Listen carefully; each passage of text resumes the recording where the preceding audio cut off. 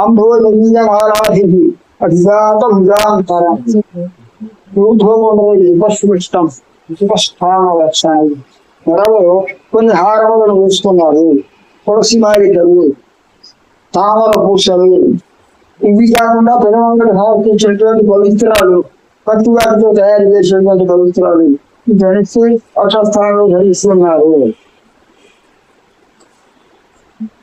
అంభోజ బీజమాలాభి, అంభోజ బీజములు అంటే తామర గింజలు.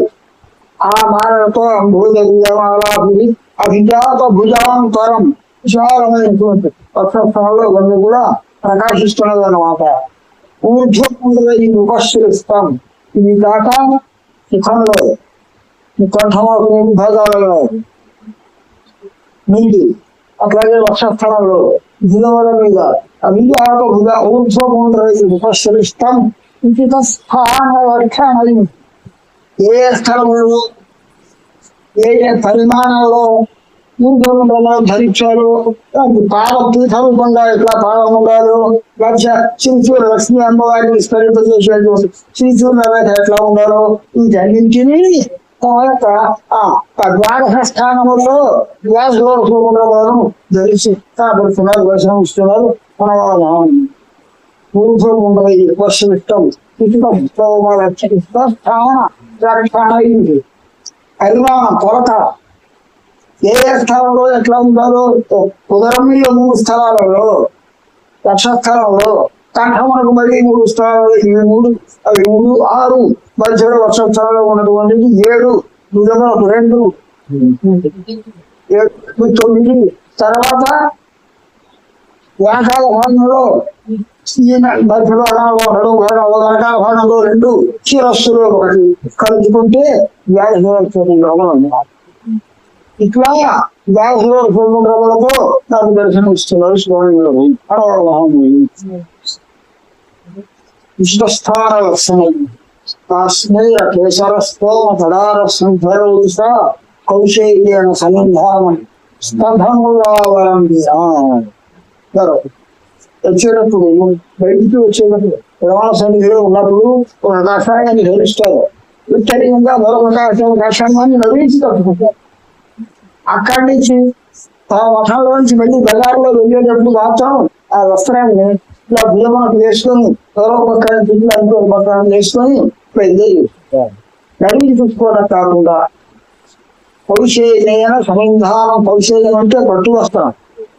ఆ పట్టు వస్త్రం ఈ కన్యాశాస్త్రాన్ని స్వీకరించేటువంటి వారు కనుక కన్యాశాస్త్రాన్ని తగినట్టుగా జాజు మొదలైనటువంటి పదార్థాలతో కడపబడినటువంటి తెల్లని రంగు కలిగినటువంటి ఆ కాషాయాన్ని ధరించి ఉన్నారు అన్నమాట. కాశ్మీర కేసర స్తోమ కౌశేయేన అన్నారు. ఆ పట్టు వస్త్రము కాశ్మీరాన్ని నుంచి తీసుకొచ్చినటువంటి కేసరములు అంటే కుంకుమ పువ్వు అన్నమాట. కుంకుమ పువ్వు మరీ ఎర్రగా ఉండదు, మరీ పసుపచ్చుగానే ఉండదు, ఆ మధ్యవర్గంలో ఉంటుంది. కాశ్మీర కేసర స్తోమ కడార వర్ణం అంటారు దాన్ని. కొంచెం తెలుపు, కొంచెం ఎరుపు, ఈ 2 కలిసినటువంటి వర్ణాన్ని కడార వర్ణం అంటారు. అటువంటి కేసరములతో తయారు చేసి కుంకుమ పువ్వుతో తయారు చేసినటువంటి పొడితో అద్దబడినటువంటి కాషాయ వస్త్రం వారు ధరించినటువంటిది. కాశ్మీర కేసర స్తోమ కడార శ్రీధరోష కౌశేయేన సమిధానం స్కంధములావలంబిన. ఒక భుజం పేర వేలాడుకుంటుంది, రెండవ ఉత్తరీయం. ఈ ఉత్తరీయం అది అధైర్యాన్ని కింద చుట్టుకున్నటువంటి వస్త్రం, నడుము నుంచి చుట్టుకున్నటువంటి స్కంధములావలంబిన. ఇట్లా వచ్చి వస్తూ కూడా ఏం చేస్తున్నారు, మంత్రరత్నానుసంధాన సంఘస్థితాకరం. ఏళ్ళకో మాట్లాడకుండా నిరంతరము మంత్ర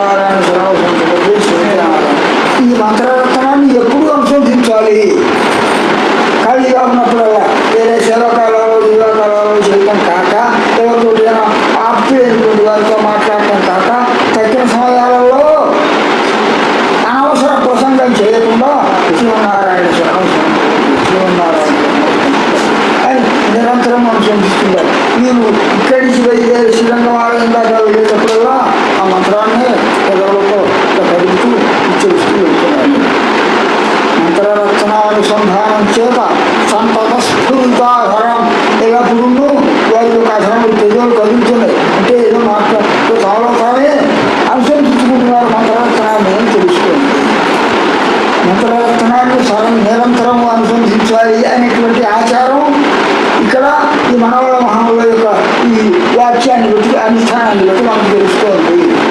అష్టాక్షరి మహామంత్రాన్ని ఎప్పుడు అనుసంధించాలి, దాన్ని ఎప్పుడు ఉపయోగించుకోవాలి, జప సమయాల్లో అష్టాక్షరి మహామంత్రాన్ని అనుసంధించాలి.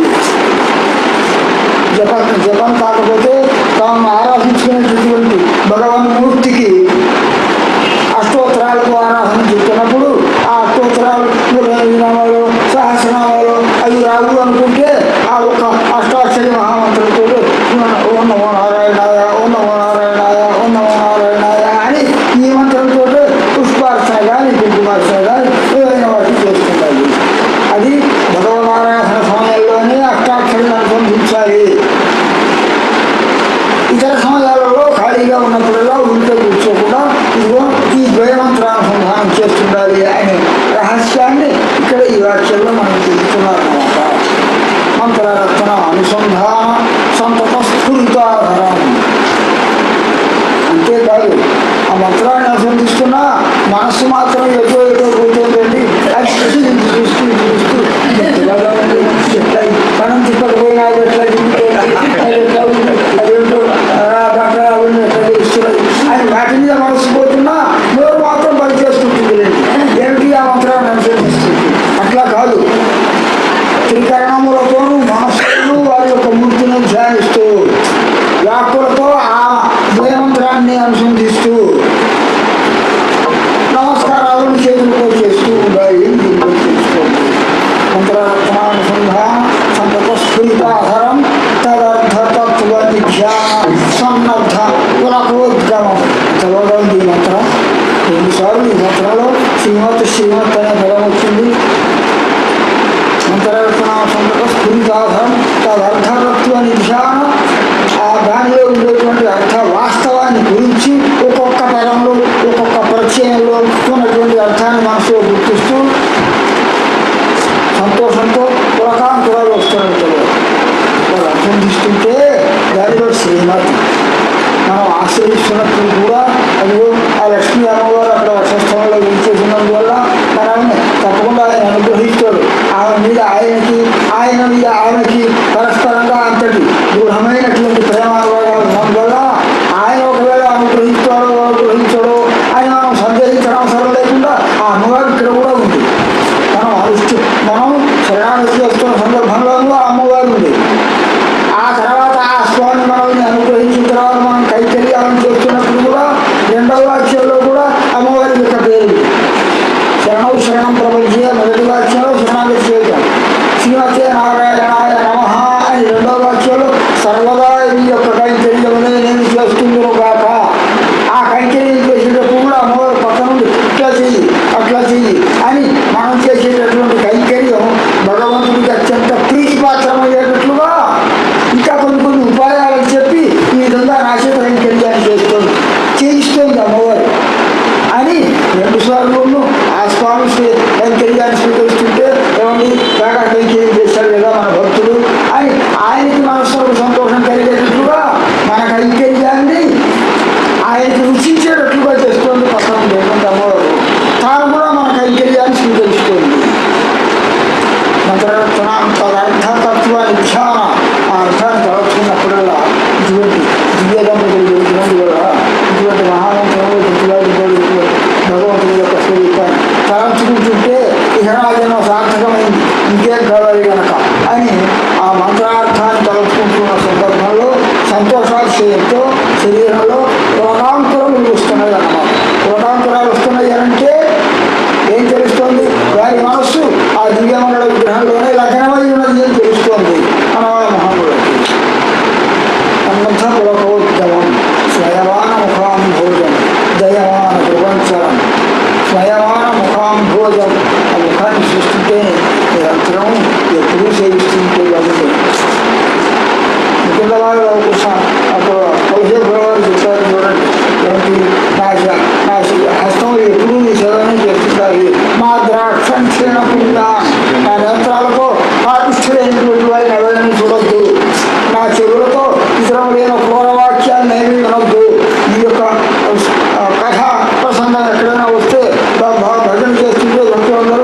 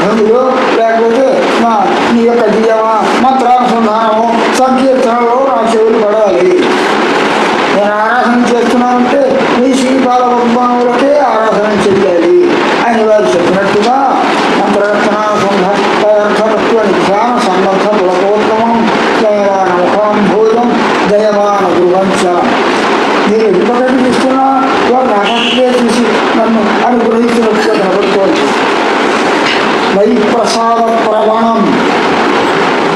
ఇవాళ నా జన్మ ధన్యమైంది అని భావిస్తున్నారు మీరు.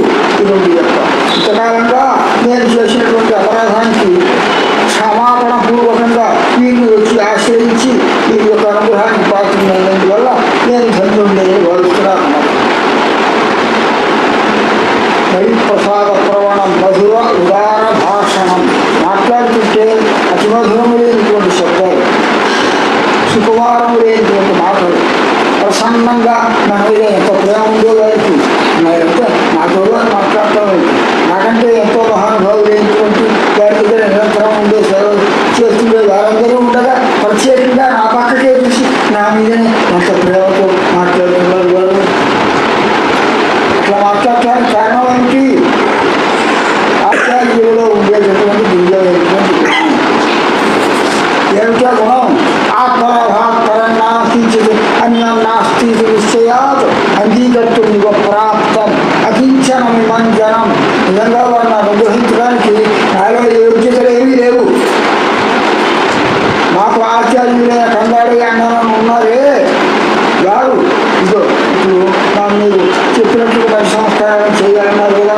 10 సంస్కారం అయిన తర్వాత తమరి యొక్క శ్రీసూక్తం లేని తమ మీద అత్యంత భక్తి యుక్తులే కాబట్టి అనుగ్రహించండి అని వారు చెప్తే అట్లాగా అయితేనే కదా అని చెప్పి ఎంతో ప్రేమతో నాతో మాట్లాడుతున్నటువంటి వారు. ఇటువంటి వ్యక్తి దొరికినందుకు నేను చాలా సంతోషిస్తున్నాను ఇవాళ. అంటే భగవద్విముఖుడు కాకుండా అను ఆనుకూల్యం కలిగి ఉండేటటువంటి ఒక శిష్యుడు లభించినా అంతకంటే తనకు కావాల్సింది ఇంకే ఉన్నది కనుక అన్నట్లుగా సంతోషించేటటువంటి వారు ఆచార్యులు ఏమి ఉండాలి అన్నమాట. కృష్ణ పరమాత్మ భగవద్గీతలో చెప్తూ భక్తులైనటువంటి వారికి ఆత్మవిశ్వాసము అర్థార్థి ధ్యానించాలనేటువంటి 4 లక్షణాలను చెప్తూ వాళ్ళలో ఉండేటువంటి ప్రధానం ఏంటి అంటే ఒక్కొక్కడు ఒక్కొక్క రకమైనటువంటి కానుకలను తెచ్చి సమర్పిస్తుంటాడు భగవంతుడికి. వాడికి జరిగినటువంటి యోగ్యతను బట్టి పత్రం పుష్పం ఫలం తోయం యోగ భక్త్యా ప్రయచ్చతి తదహం భక్ష్యుపహృతం అశ్నామి ప్రయతాత్మన స్థిరమైనటువంటి మనస్సుతో నా మీద ఎంతో ప్రేమ కలిగి ఎక్కడి నుంచో తీసుకుని వచ్చి పుష్పంలో పత్రంలో తనకు దొరికినటువంటి వాటిని తన యోగ్యతకు కలిగినట్లుగా తాను సమర్పిస్తుంటే తదహం అశ్నామి దాన్ని నేను ప్రేమతో స్వీకరిస్తుంటాను అని కృష్ణ పరమాత్మ ఇట్లాంటి భక్తులు తెచ్చినటువంటి వస్తువుల మీద ప్రేమ కాక ఆ భక్తుల యొక్క హృదయంలో తన ప్రేమ నిండా ఉన్నటువంటి ప్రేమనే చూసి భక్తిని చూసి ఎట్లాగైతే ఆనందపడతాడో అట్లాగే ఈ ప్రసాద ప్రవణం మధురోదార భాషణం ఆత్మలాభార్థించి అన్నం నాస్తి నిశ్చయా. ఇటువంటి ఆత్మ నాకు దొరికాడు నా జన్మలో. ఇంకో కొందరు శిష్యుల్ని దగ్గరికి తీసి వాళ్ళకి హితబోధన కలిగించి వారిని అందరినీ కూడా శ్రీవైష్ణవ సిద్ధాంతం మీద సంపూర్ణమైనటువంటి విశ్వాసం కలవారిగా చేసి వీరినందరినీ పరమపదానికి వారి యొక్క ఆయుధాన్ని చేయడంతో ఇంకా ఇతర లోకాలకో ఏ రకాలకో ఏ స్వర్గాలకో ఇతర లోకాలకు వెళ్లకుండా శాశ్వతమైన భగవత్ సన్నిధికి వెళ్ళేటట్లుగా అనుగ్రహిస్తున్నారు. ఇంకో మా మనోహమ లేని ఆచార్యుడు. దానినే 20వ శ్లోకంలో కూడా ఒక శ్లోకంలో గణవర మహాములు ఈ విషయాన్ని చెప్తారు. విధానాత్మనశోభయిత్వా పద్మాభర్తు ప్రజీనమపి ప్రేషయం పురాభూతాని అస్మాత్ భూయస్త్వమపి విధానాత్మనశోభయిత్వా పద్మాభర్తు ప్రజీనమపి ప్రేషయం పురాభూతాని. మీరు తిరుపతిలో ఒక ఆచారం ఉన్నది. సాయంత్రం అయిన తర్వాత ఎన్ని దిద్ది ఉన్నాయో అన్ని దిద్దులలో ఉండేటువంటి డబ్బులంతా కూడా ఒకవేళ పోసి 15,000 అంతా కూడా లెక్క పెడతారు. ఆ లెక్క పెట్టిన తర్వాత సాయంత్రం ఆరాధన జరుగుతున్న సమయంలో వెంకటేశ్వర స్వామి ఇంకో 1,45,00,000 32,000 20,000 ఆర్టిస్టులు స్వామికి నడిస్తారు. ఇది నిత్యకృత్యం. అది మొత్తం అధికారం చేయవలసిన కూడా నిత్యకృత్యం. అట్లాగే మహాముని కూడా స్వామి ఇవాళ రాష్ట్ర దగ్గరికి ఎవరో చాలా మంది వచ్చారు. వారందరికీ జగన్వారికి అప్పాలను ఉపయోగించారు. వారందరూ కూడా వారి శరీరంతో సంబంధం ఆయన తీరిపోయిన తర్వాత జగన్వారికి తిరిగి పంపడానికి సిద్ధంగా వచ్చాడు వీళ్ళందరినీ. తస్మాత్ భూయస్వాంసి ఈ లోకంలో నుండి ప్రతిరోజు కూడా ఎంతో కొంతమంది 100 మంది 1000 మంది వాళ్ళందరినీ కూడా పరిశుద్ధంగా చేసి ఈ యొక్క ఉపదేశాలతో వాళ్ళ మనస్సును మార్చి ఆ ఆస్తికులైన వాళ్ళు కూడా ఆస్తికులుగా చేసి భక్తు ప్రతిదిన ప్రేసయం ప్రాహృతాన్ని ప్రాహృతములంటే కానుకలు ఏ కానుకలు గుర్తిస్తారు మన మహాములు ఇంతమంది జీవాత్మ శుద్ధి చేసి మీరందరికీ మంత్రోపదేశాలు చేసి మీరందరూ ప్రతిజ్ఞ చేయండి అని వాళ్ళతో ప్రతిజ్ఞ చేసి స్వామి మీరందరూ జగన్వారి సన్నిధికి ఇంతమంది రాబోతున్నారు, నేను చేస్తున్న ఇంట్లో ప్రధాన